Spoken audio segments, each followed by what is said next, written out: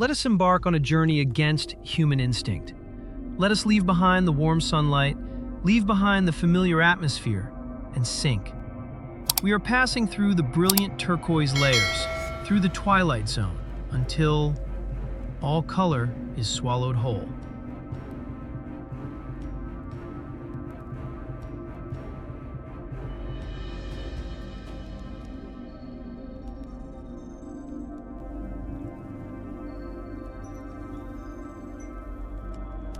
Welcome to the Midnight Zone, 2,000 meters below the surface. Here, the concepts of day and night are meaningless. Time here is not measured by the movement of the sun, but by eternal stillness.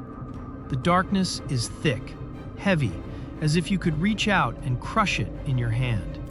The pressure is so terrifyingly immense that it is equivalent to a heavy-duty truck resting on a single postage stamp. It is a crushing force that would pulverize the bones of any land-dwelling creature in an instant.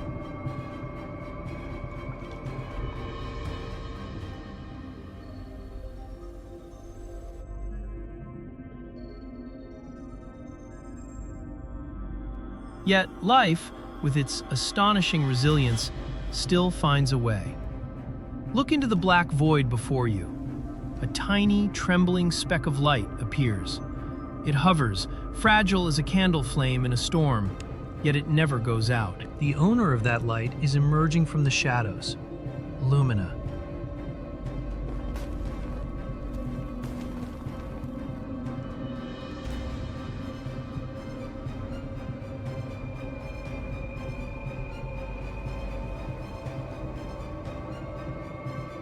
She's a female deep-sea anglerfish, the wolf trap of the ocean.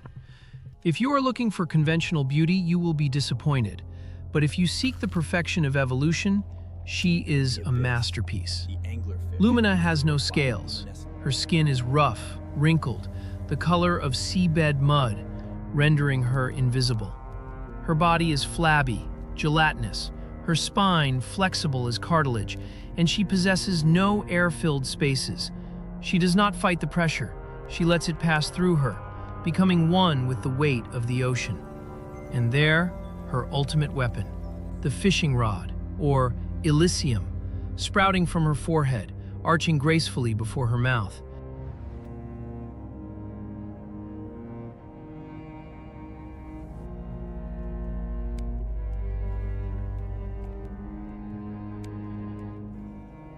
At the tip of that rod hangs a small bulb filled with clear fluid, a deadly lure called the ESCA.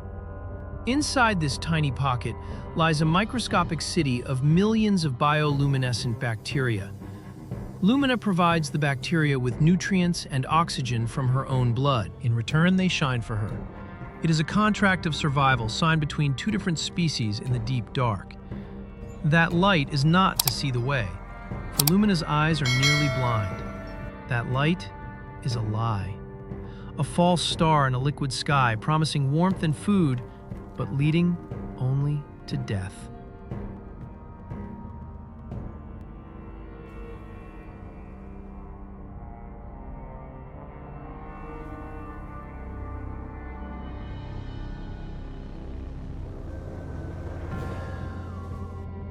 In this frozen wasteland, food is a luxurious dream. The density of life here is so sparse that finding a meal is like winning a lottery. Lumina has been drifting in a state of suspended animation for 3 weeks. Her metabolism has dropped to the absolute minimum, just enough to keep her slow heart beating. She hangs there, motionless as a rock, hoarding every precious calorie of energy. But her stomach is screaming.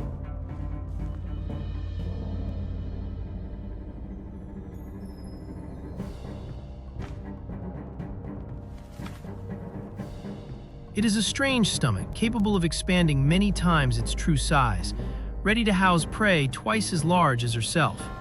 And then, the sensory organs along her body, the lateral line, begin to detect microscopic vibrations in the water.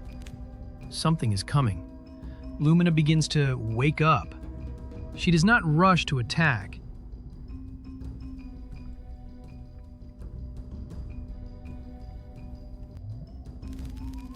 She knows she is too slow to chase anyone. Instead, she begins to act. Watch the rod on her head closely. Lumina twitches a muscle at the base. The light begins to dance. It doesn't just sway, it jerks, it bobs. It perfectly mimics the movements of a small, wounded shrimp struggling in desperation.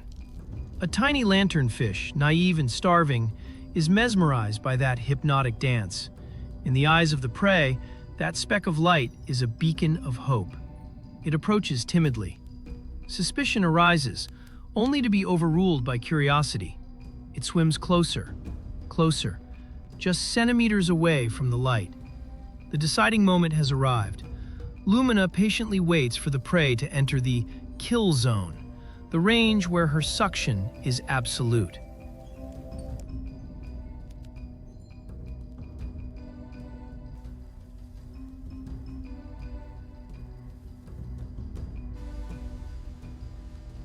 And snap. It is an explosion of violence that happens in a blink, 1/10 of a second. Lumina's massive mouth flies open, her lower jaw dropping with lightning speed, creating a massive vacuum in her oral cavity. The water rushes in to fill the void, dragging the poor lanternfish with it. Before the prey can realize what has happened, the gates of hell have slammed shut. Long, translucent teeth, sharp as hypodermic needles, interlock like prison bars. What makes them terrifying is that they all angle backward into her throat. The more the prey struggles, the deeper it is pushed down the black abyss of her esophagus. The trap has done its work. Lumina swallows the prey whole.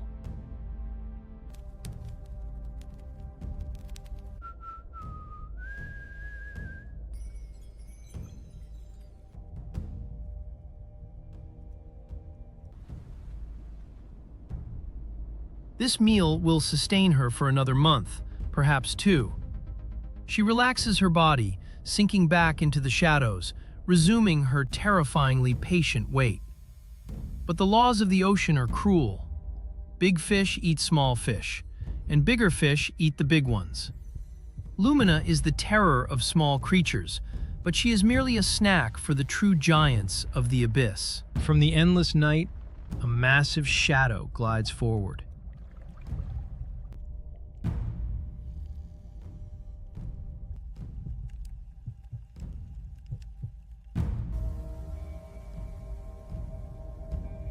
Heavy tremors in the water signal the presence of an apex predator. Perhaps a giant squid with sucker-lined tentacles, or a goblin shark with its protruding jaw. In this moment, the shining star on Lumina's head suddenly becomes a death warrant. In this blind world, light is the only thing that reveals itself. She is glowing like a lighthouse, broadcasting her location to the enemy. I am here, I am weak, and I am full of protein. Lumina feels the water being displaced by the enemy. Her survival instinct surges. She performs a brilliant biological defense mechanism: blackout. A tiny sphincter muscle at the base of the rod constricts tightly, cutting off the oxygen-rich blood supply to the bioluminescent bacteria. Starved of oxygen, the bacteria stop glowing immediately. The ghostly blue light vanishes. Lumina disappears. She dissolves completely into the black water.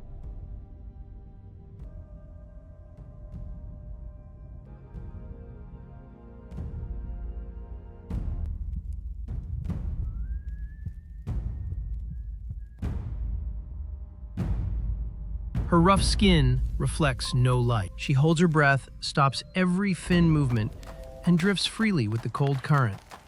She becomes a piece of inanimate debris. The predator glides right past her. Its tentacles grope into the void, searching for the prey it saw just a second ago. Lumina drifts directly under the monster's belly, close enough that if she had a human heart, it would have burst from fear. But here, even fear must be silent. The predator moves on, carrying its disappointment into the darkness. Lumina survives. But this escape reminds us of one thing. In this abyss, the line between life and death is as thin as a bubble of air. And the greatest enemy is not the monster, but the absolute loneliness of the vast deep.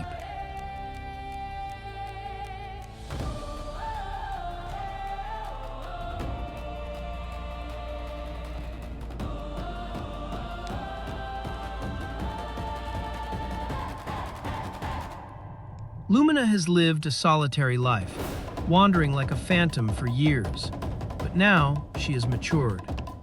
Nature has programmed into her genes a supreme command, stronger than hunger, stronger than the fear of death, to continue the species. She begins to release pheromones, a chemical scent trail spreading into the water. It is a love letter, a distress signal, an invitation sent out into the void, hoping someone will answer. And somewhere, kilometers away in the dark, Tiny picks up the signal. Tiny is a male anglerfish, but nature seems to have played a cruel joke on him. He is pathetically small, the size of a pinky finger, dozens of times smaller than Lumina. He was born with no glowing lure, no terrifying jaw, and worst of all, a defective digestive system that cannot sustain him for long. Tiny was born to race against death. He possesses a superpower, a hypersensitive sense of smell. His life has only one singular purpose: to find the scent of a female. If he fails, he will starve, dying alone and meaningless.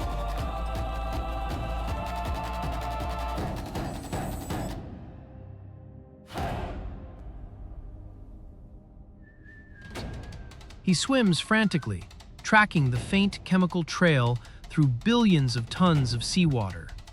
He does not eat. He does not sleep. He pours every ounce of his remaining life energy into this search.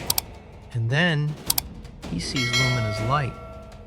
To Tiny, that is not a trap. That is paradise. He rushes in without hesitation, without courtship. He performs the most decisive and bizarre act in the natural world. He bites into Lumina's belly. This is not an attack. It is a kiss of total devotion.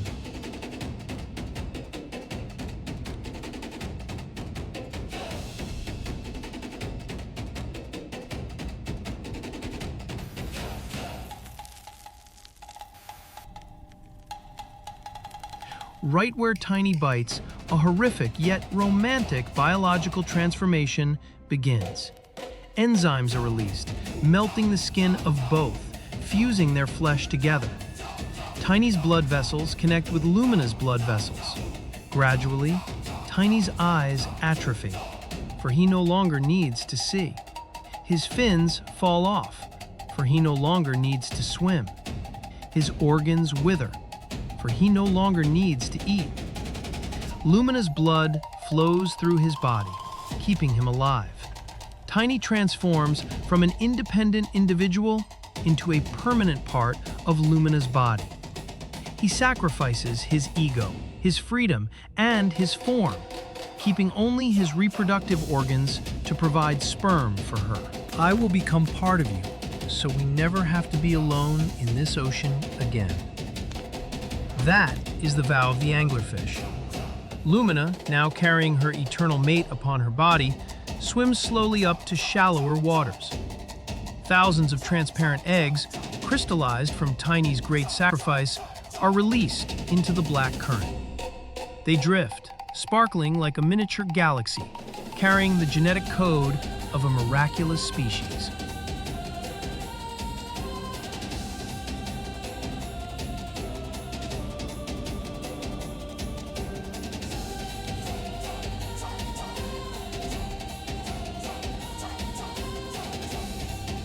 Those eggs will drift, they will hatch, and the tiny lives will once again sink into that crushing abyss. And so, the story of darkness, of hunger, and of a love that sacrifices the very self will continue.